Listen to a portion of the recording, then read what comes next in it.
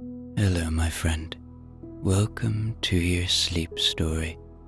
My name is Stephen Dalton.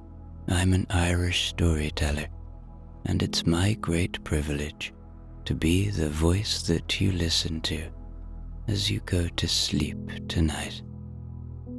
Tonight we once again visit the Sleepy Hotel, where you are once again the only guest. And tonight, the Sleepy Hotel is in Iceland, and Mr. Slumber, the hotel manager, is waiting with his kind staff to greet you. You will be treated to a wonderful spa. You will see the northern lights, and you will go to sleep, cradled in a moss-filled room. And as always, I love to hear from you. Where are you in the world, and what time is it as you listen? Okay, let's do the relaxation session now, which will take a few minutes before tonight's sleep story.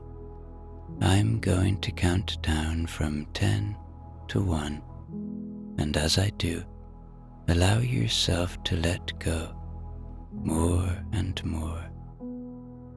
10. Feel the support of the bed beneath you, or the floor, or whatever surface you lie on tonight. And beneath all of that, feel the support of the earth, that deep, grounding support, that constant support, that unchanging, reassuring support that comes from our home, the earth. And as you become aware of it, see if you can release a little more. Let go a little more. 9. Feel into your body now. Where are you still holding? Where do you feel tension? Perhaps you feel pain. Maybe it's in your toes or your feet. Maybe it's in your lower legs. Maybe your thighs or your belly. Maybe you're holding in your chest. Or maybe you're like me and you hold too much tension in your hands or your face. And as you lie here now, and as you become aware of this tension or holding on, notice the release that comes with awareness. Just let go now. 8. You are safe. Allow my voice to be a friend tonight, to be a gentle guide. Know that my voice will only ever take you to safe places. See if you can find the peace in that fact. See if you can find the trust. See if you can notice that when we feel safe, we can become curious, and we can feel a little light of joy within our hearts as we move closer and closer to sleep. 7. The day is done. Whatever has been,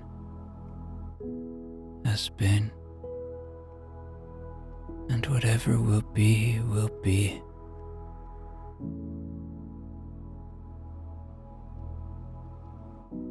Whatever thoughts arrive with you tonight,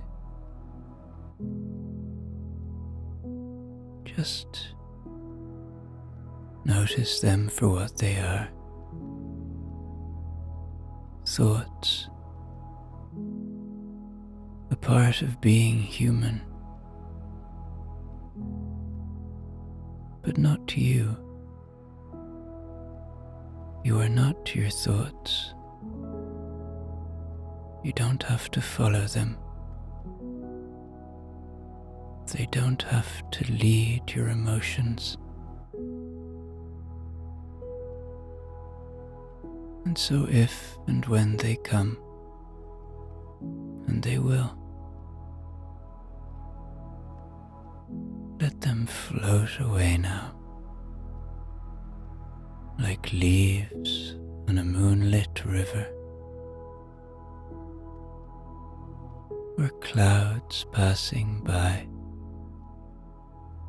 through a starlit sky. 6. This is your moment. This is your time. Allow that fact to enable you to settle in now, to feel cozy now, to feel the warmth and joy of the ability to just lie here and hear a cozy story.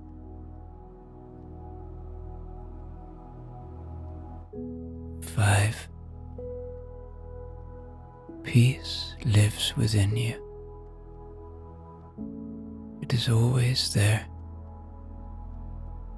It is just waiting to be found, waiting to be felt. And so see if you can find that peace within you tonight. 4. Perhaps allow a little gratitude now. Gratitude for the simple things. The shelter you have tonight. The breath in your body.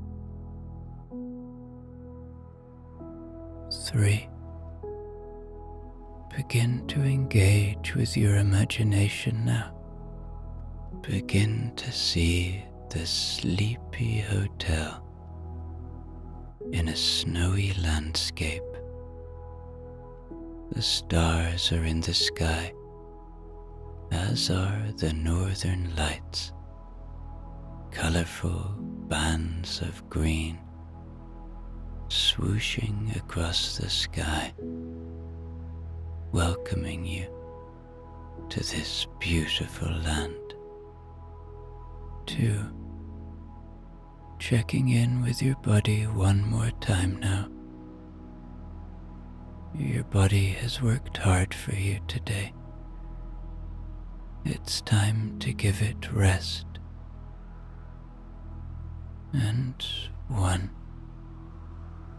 completely letting go now as I tell you tonight's sleep story.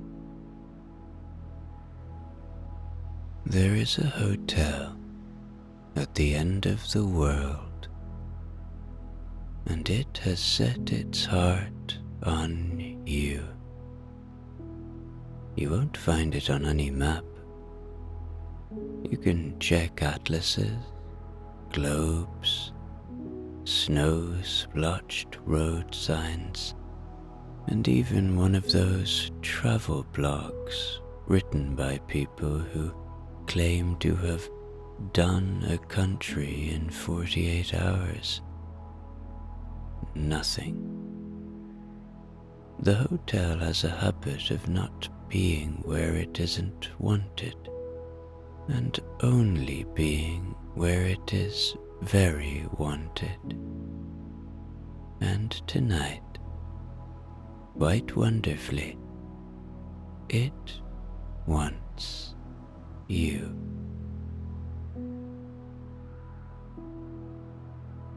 Now, they say it hides in a quiet fjord in the middle of Iceland, carved partly into basalt, partly into winter, and entirely into the drowsy wishes of people who need to sleep deeply.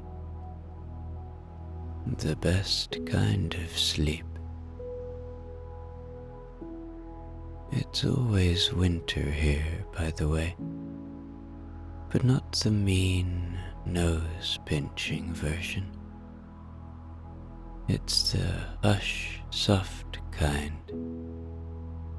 Snow like feathers, hair with the crisp of fresh linen, cold that wraps you like a wise aunt with too many scarves.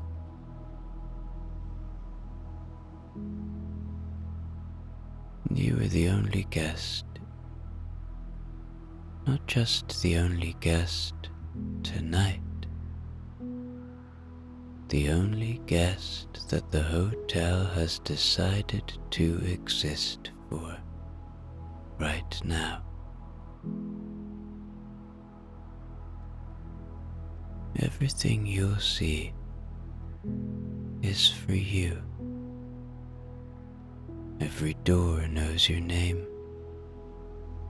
Every lamp brightens when you pass.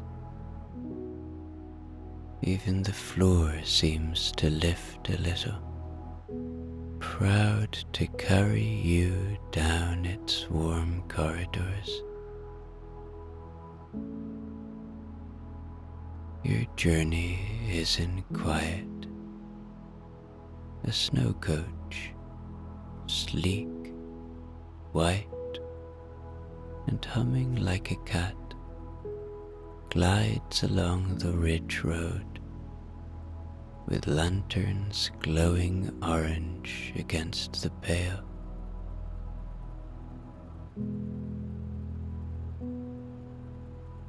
The glass at your elbow holds a pattern of drifting frost flowers. Outside, white and sky, and a distant ribbon of green that begins to curl and stretch,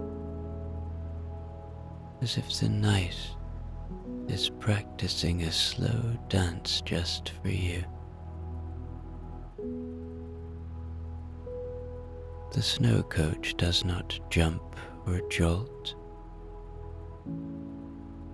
It sighs to a stop. In that way it does, as if it has remembered something important and decided to be polite about it.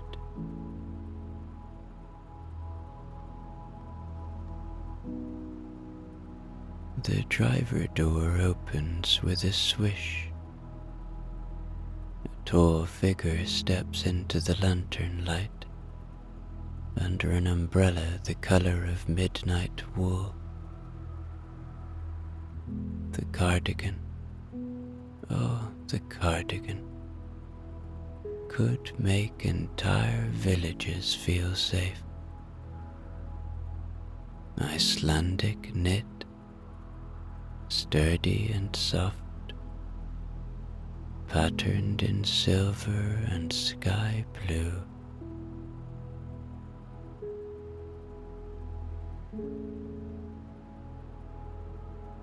Welcome, he says, his voice low and velvety, the sort of voice that knows bedtime and agrees with it. We've been expecting you. This is Mr. Slumber. He does not hurry anyone. He never has. Nor does he frown at clocks, tut at yawns, or bark instructions. He prefers nods, cozy chairs, hot mugs, and doors that open just before you think to wish it.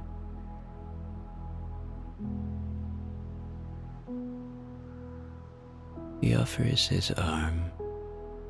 You take it. The snow under your boots gives a friendly crunch, not too loud.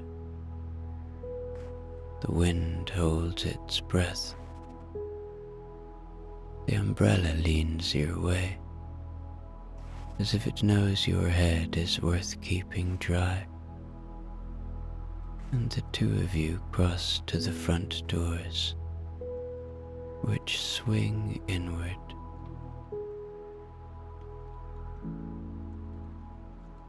You step into a circular lobby, half carved into the mountain,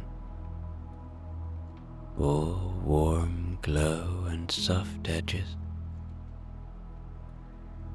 The air smells of pine, moss and wood smoke. In the middle of the room, a low ring of flame keeps up a pocket-sized campfire. No roaring, just a steady, companionable burn. Sparks drift up and disappear under high wooden beams, which have the calm look of beams that have seen a lot of snow and decided to be helpful about it.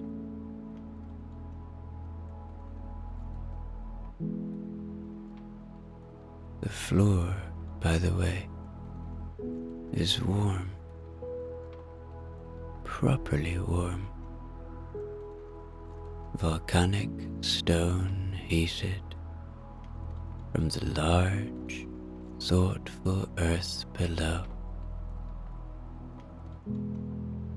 Thick hand-loomed rugs make every step feel like a secret, kept between your feet and the floor. Somewhere inside the mountain, there is a waterfall, and you can hear it faintly. A staff member, Lucy, wearing soft grey linen and a soft grey smile, relieves you of your coat. Another, Jackson, offers a hot towel that smells faintly of birch and lemon balm. Before you even think of asking for a chair, chair is behind your knees. Before you wonder about tea, a cup is beside your hand. The hotel has the unusual habit of answering questions you haven't asked yet, which would be suspicious if it weren't done with such gentle good manners.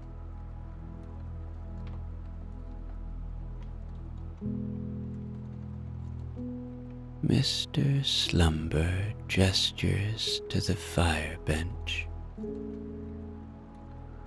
"Tonight," he says, settling on his heels, "is for rest.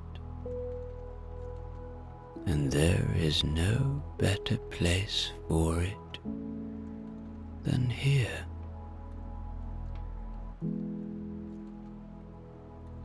He nods toward a window. Slow snow falling, dusk thickening,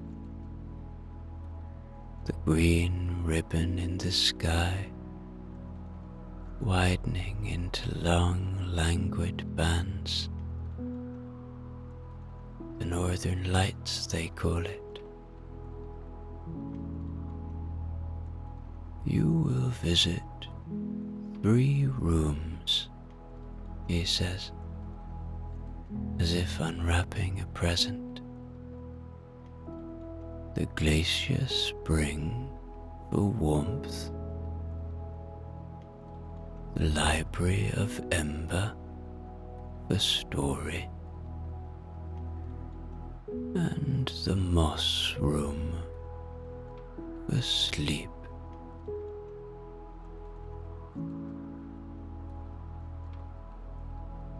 His eyes rest on you, and it is all for you. No other guests,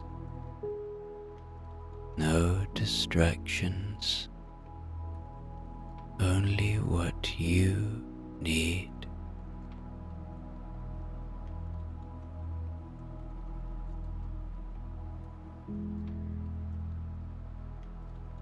The bench seems to give a small approving creak. Your shoulders give a larger one. You do nothing for a while, which is the first activity on the hotel's favorite list. It once tried writing nothing on a menu. People were very impressed. You let the heat at your feet rise through your legs. You watch a spark take a tiny journey, then vanish. You listen to your breath, which becomes less like a steam train and more like a little boat rocking on a lake.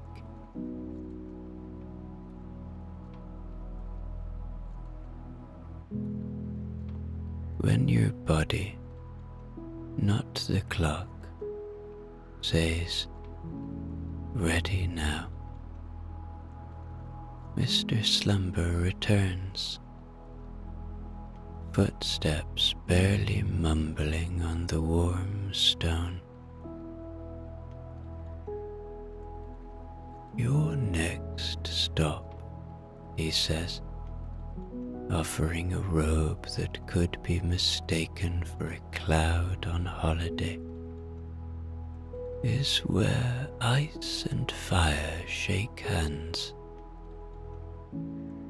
You shrug into the robe. The slippers he provides are so silent and so warm that if they were people, They'd be the sort who bring soup when you're ill, and never mention they did.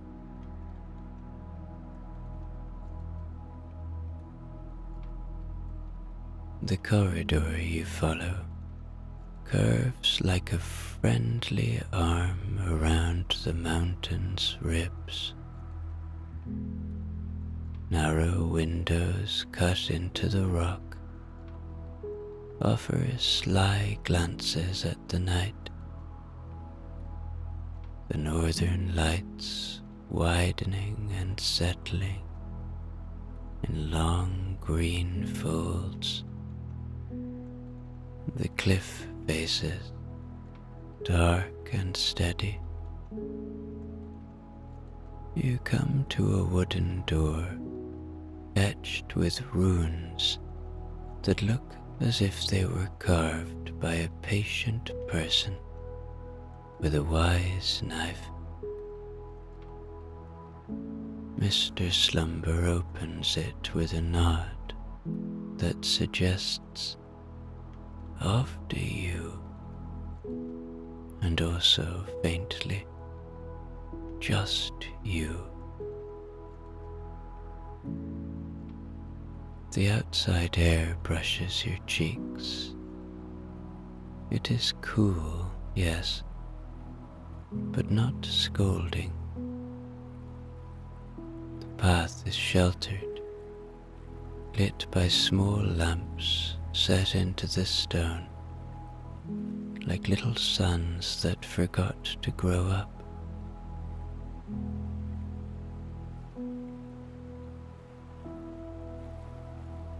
At the end of the arcade is a pool of dark water, cradled in black volcanic rock. Steam breathes up from it in slow curls.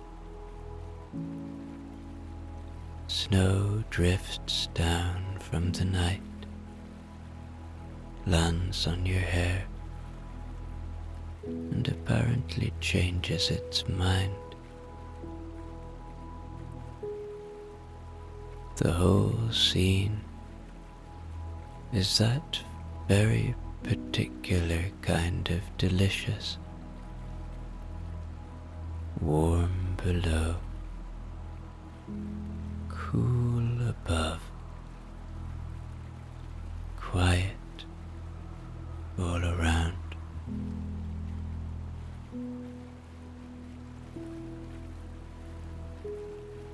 The glacier spring is not a room with walls and a ceiling. It is a bowl in the land where the earth gives you a hug. Take your time, Mr. Slumber says.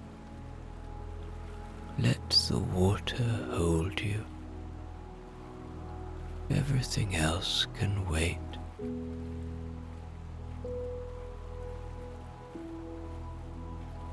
You step in, first your toes, then your ankles, your calves. Each bit of you is astonished in the nicest way. The temperature is, not to make a huge fuss about it, perfect. Not merely fine, not close, not we did our best. Perfect. As if a committee of elderly hot spring grandmothers argued kindly for hours and agreed on exactly what your skin, your muscles, and your poor busy thoughts would like.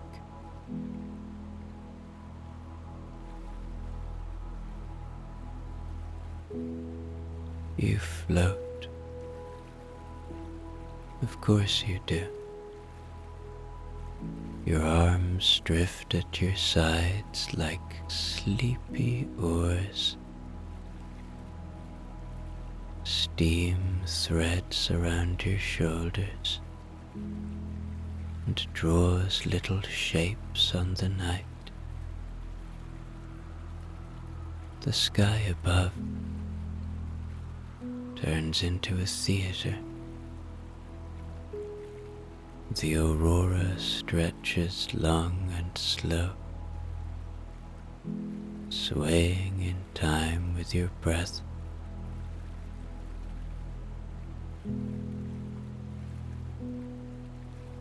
If you inhale,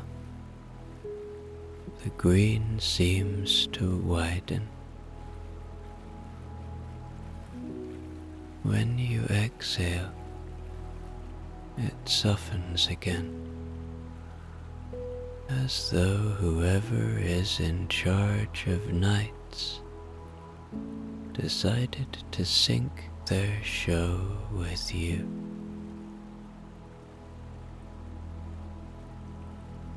A faint clink interrupts your dream drifting. An attendant pads along the rock with the quiet pride of someone who likes their job. Her name is Freya.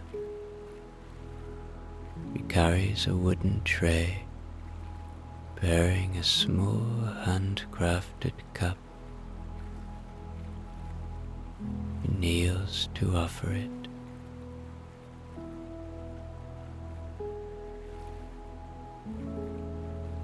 You sip. The tisane tastes like a walk through good ground. Touch of Arctic thyme, a little birch, a hint of friendly moss, and something that might be snow, if snow could be warm. It spreads through your chest like a slow grin. Your jaw unknots. Your shoulders glide down your back, as if they remembered they can. Freya smiles and vanishes with the impeccable timing of a stagehand who knows exactly when to leave the scene to you and the sky.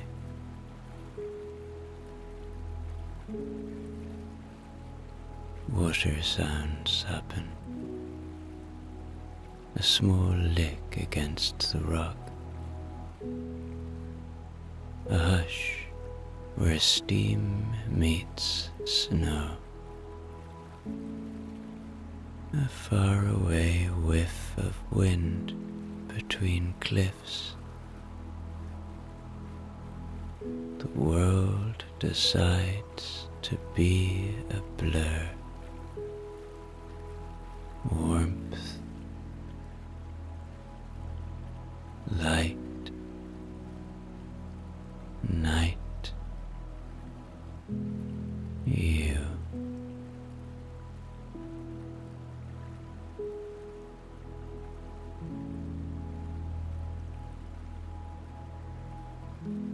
When you finally pad out of the water, a towel awaits, warmed to the exact degree where towels become brave friends.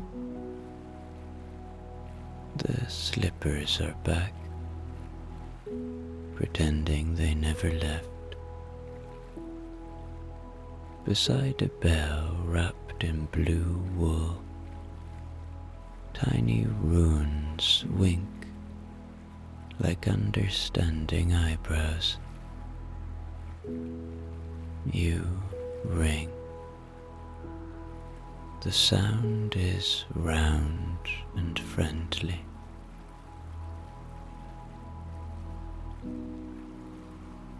Mr. Slumber appears from the corridor, which seems very pleased with itself for delivering him on cue. He leans in, voice soft. "Now," he says, "the moss is waiting." The way back down is a spiral, softened by moss underfoot. It gives a little, like a nodding cushion. The air here smells of wild thyme after rain, and the lights set into the wall keep a golden hush.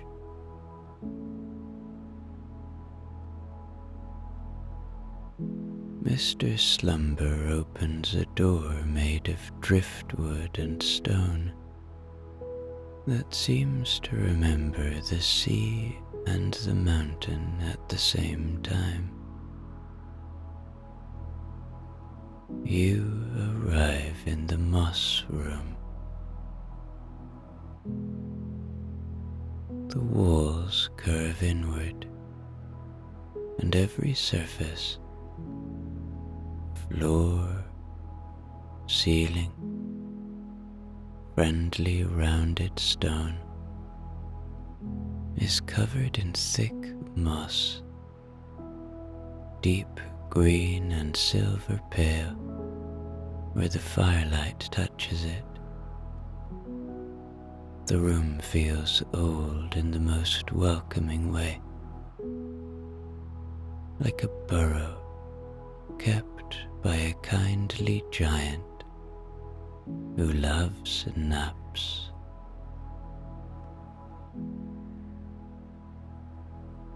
In the far wall, a small circular hearth with a modest fire that chuckles to itself. Smooth stones ring it, and a thin lift of steam rises from them, as if the stones are exhaling little warm sighs they saved just for you.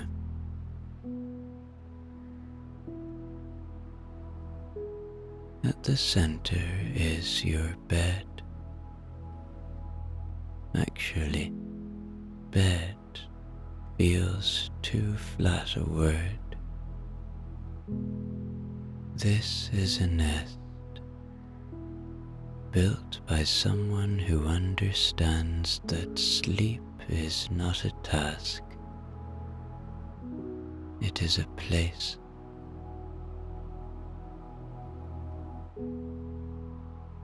The mattress is deep and weighty, set slightly into the moss, and piled high with furs and wool blankets in dusk blue and cloud grey.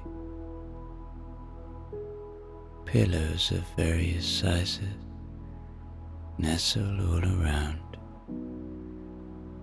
like patient moons waiting to be chosen.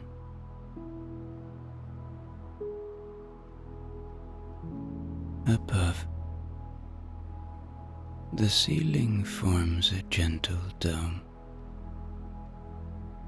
and on it there is a quiet sky. A slow drift of clouds across deep night, so measured and unhurried that if you stared long enough, you would forget to count time at all. The light from it is tender. It does not poke your eyes. It lays itself down and says, "There."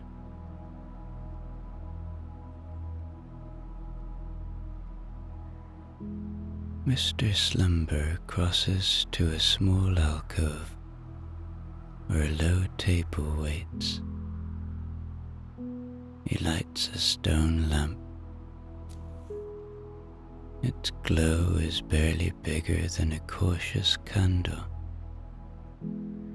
and places a smooth black stone into the fire. There is a soft crackle, and then the room inhales. A sound begins, not music in the usual way, tones, round and earthly, paced with the self-possessed calm of a forest art. Beneath them, a slow thump, not loud, not medical, but friendly. It keeps time with you, or you with it. After a few breaths, the question stops mattering. You may rest here for as long as you need, Mr. Slumber says, turning back to you with that small smile that knows things will be all right. This moss remembers good dreams.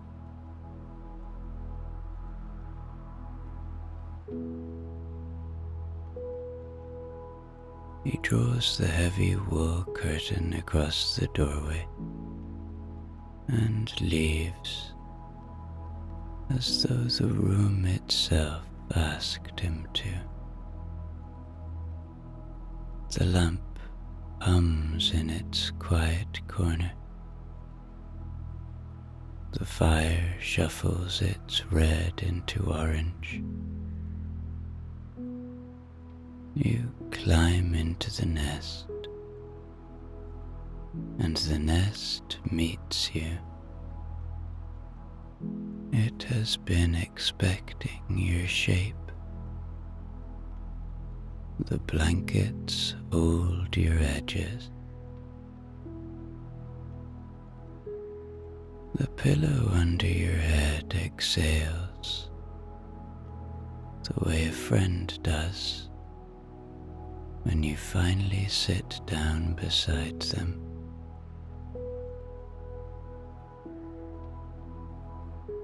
You do not try to sleep.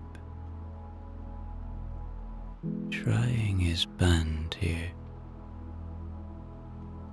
You let the clouds on the ceiling drift by. You let the tones be what they are. You let your breath be a little boat.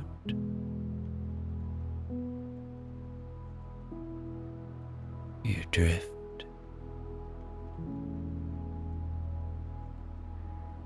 You're in that delicious hallway between sleep and awake. Time does the thing it does here. It becomes loose and friendly.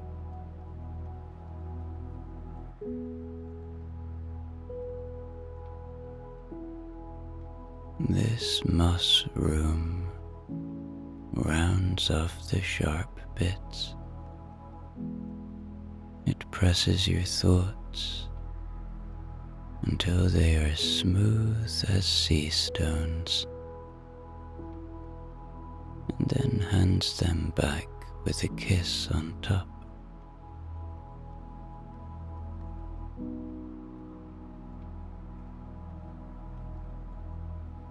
After some time, a knock at the door. Well, almost not a knock. When you're ready, Mr. Slumber says, a story is waiting. You sit up slowly. You put on the robe.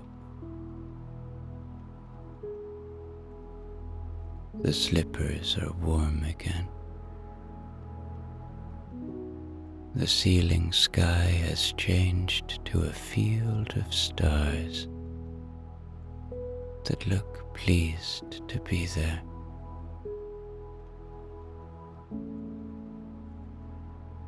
You draw the curtain and step into the corridor. Stone breathing warmth, lights winking.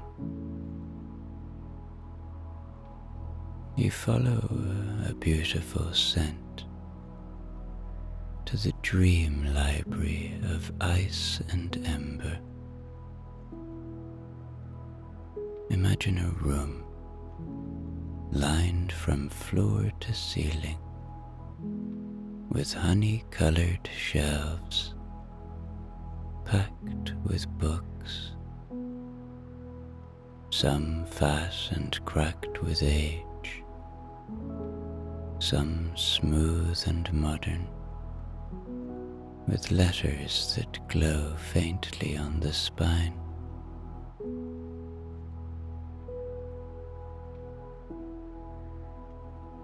A low fire burns in a hearth that refuses to show off,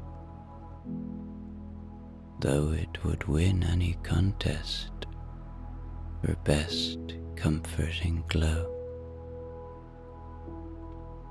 Above the mantel is a glass wall looking out onto the sleeping world. Snowfields, black pines, the aurora beginning another long sigh across the horizon. Cushions and blankets are tucked into little nooks. A handful of hammocks sway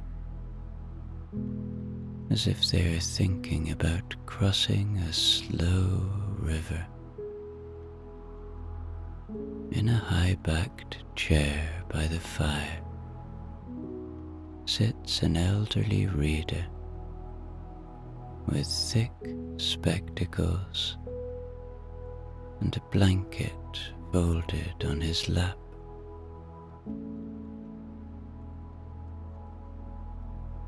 He nods at you, the way a well-behaved grandfather nods at a much-loved grandchild. Welcome, he says.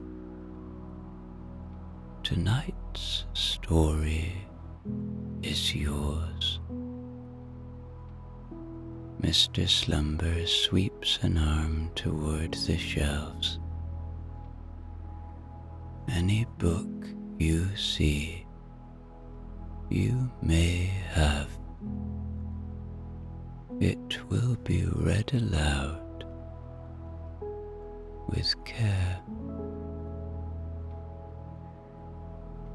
You go strolling through the aisles. Your fingertips skim spines, sagas, folk tales, snow songs turned into poems. One book offers you a title that changes when you blink. Another smells of bonfires and cinnamon. You stop at a slim volume, bound in soft blue velvet, embossed with a silver star that seems to pulse when you breathe on it. You hold it. It hums just a little.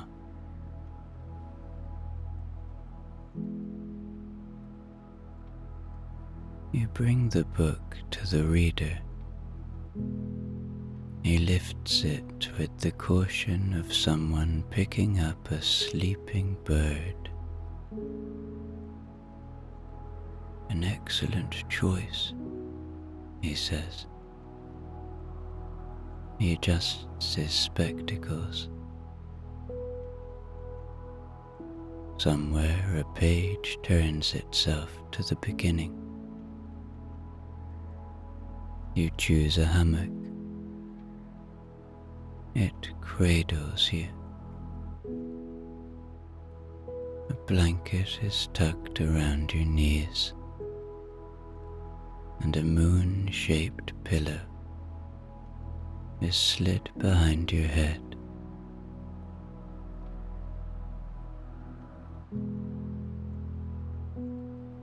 The story the reader reads is about a frost fox who trotted across winter villages, collecting people's tangled thoughts at dusk and leaving them neat dream parcels at midnight.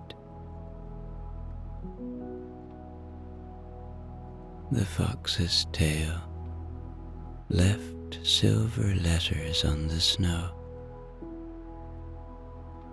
and it had an unfortunate habit of sneezing when it met chimney smoke. Children loved the fox, and old people claimed to remember it.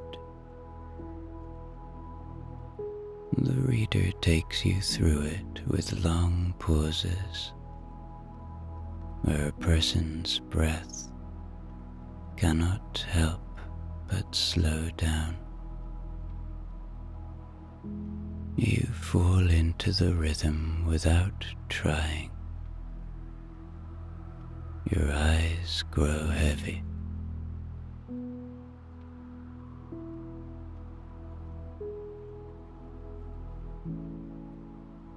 At the last page, the reader closes the book with a tiny thup that feels like a lullaby landing.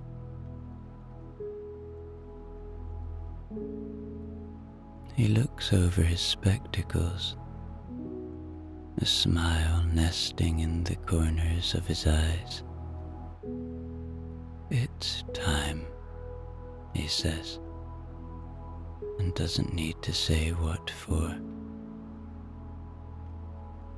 Mr. Slumber stands by the doorway, with his hands folded like two very patient birds.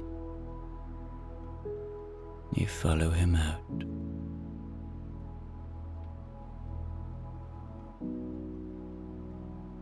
Back at the moss room entrance, the curtain waits. Mr. Slumber draws it aside. "It has been prepared," he whispers, "for you."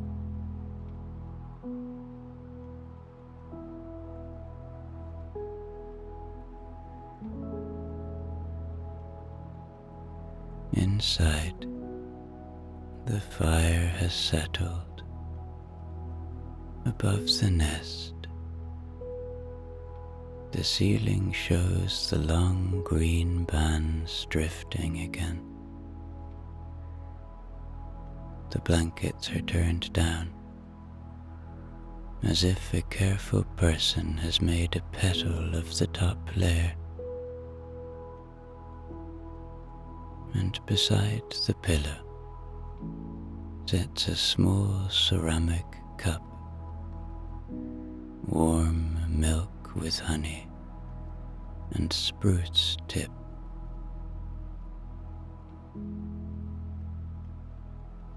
You slide into the nest. Your body knows the way now.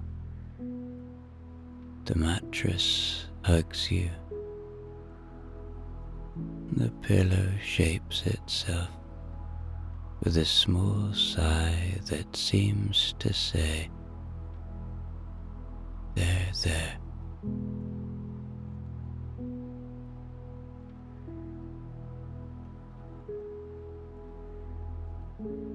Mr. Slumber steps close, not to fuss, but to smooth the edges of the blanket. "You've made it," he says. "Everything tonight is for you. Now, let it go." He steps back. The curtain gives the quietest rustle. The light folds itself down.